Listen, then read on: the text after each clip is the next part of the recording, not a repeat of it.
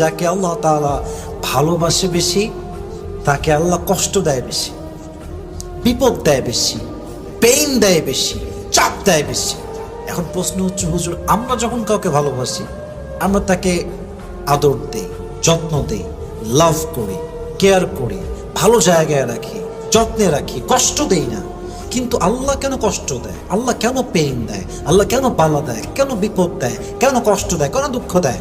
The question is really really authentic. Okay, প্রশ্ন ঠিক আছে, বাট উত্তর খুবই সোজা সাপটা।